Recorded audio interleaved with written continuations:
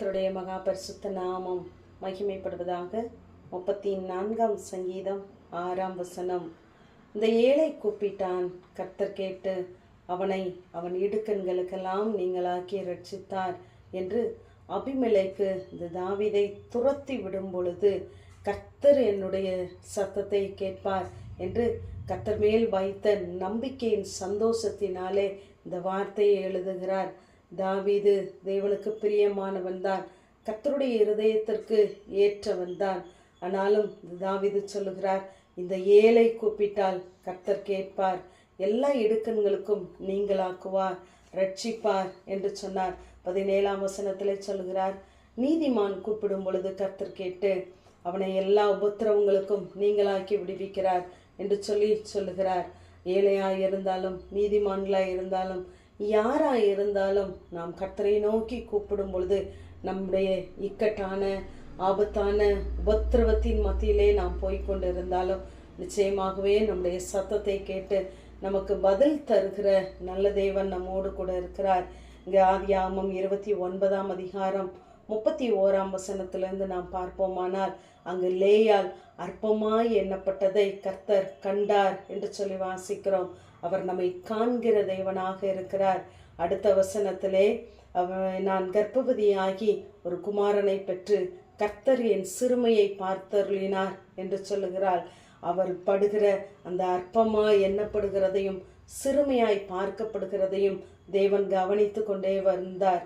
இப்பொழுது 33ஆம் வசனத்திலே, நான் அற்பமாய் எண்ணப்பட்டதை கர்த்தர் கேட்டருளினார் என்று நாம் வாசிக்கிறோம். நாம் அற்பமாய் எண்ணப்படுவதையும் துரத்தி விடப்படுகிறதையும் தூஷிக்கப்படுகிறதையும் கர்த்தர் கவனிப்பதோடு மாத்திரமல்ல, நம்மையும் நம்முடைய சூழ்நிலைகளையும் சுற்றி இருக்கிறவர்களையும் அறிந்திருக்கிற தேவன் நம்மை மற்றவர்கள் எப்படி அற்பமாய் பேசுகிறார்கள் என்பதையும் அவர் அங்கு கேட்கிறார். கேட்டதினாலே தான் அங்கு லேயாளை நினைத்தருளி கடாட்சித்தார். நம்முடைய வாழ்க்கையிலும் நாம் எல்லா சூழ்நிலைகளிலும் தேவனையே நோக்கி கூப்பிடுவோம். அவர் நம்மை அறிந்திருக்கிறார். நம்மை சுற்றி என்ன நடக்கிறது என்பதையும் அவர் அறிந்தே வைத்திருக்கிறார்.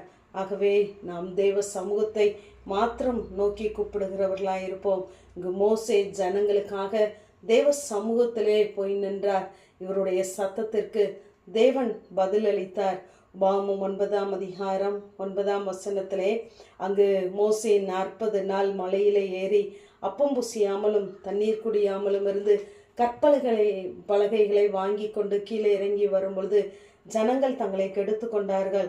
சீக்கிரமாய் கர்த்தருடைய வழியை விட்டு விலகினதை பார்த்த உடனே அங்கு மோசேக்கு கடும் கோபம் வருகிறது.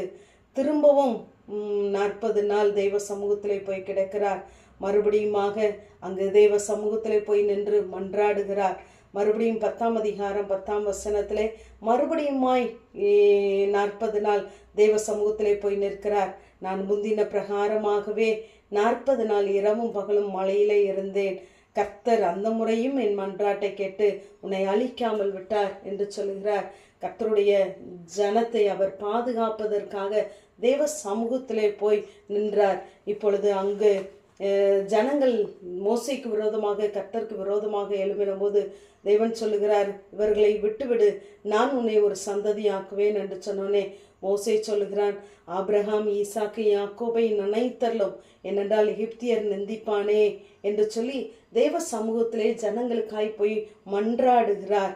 ஆபிரகாமின் சந்ததியாகவே இருக்கட்டும், மோசையின் சந்ததியாக வேண்டாம் என்று தேவ சமூகத்திலே இந்த ஜனங்களுக்காக திறப்பிலே நின்ற பொழுது மன்றாடின பொழுது கெஞ்சி பிரார்த்தித்த போது தேவன் அவன் சத்தத்தை கேட்டார்.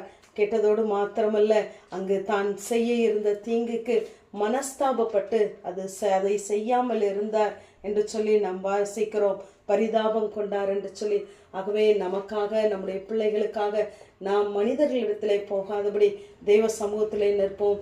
நிச்சயமாகவே தேவன் நம்மை விடுவிப்பார். ஆமேன். ஜெபம். பிதாவாகிய தேவனே, குமாரனாகிய இயேசு கிறிஸ்துவின் நாமத்தின் மூலமாய் உடைய சன்னிதானத்தில் வருகிறேன்.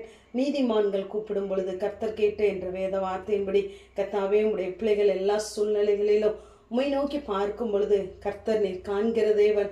சத்தத்தை கேட்டு நீர் ஒவ்வொரு பிள்ளைகளுக்கு வேண்டிய பதிலை நீர் அருள் செய்யும்படியாய் ஜெபிக்கிறேன்.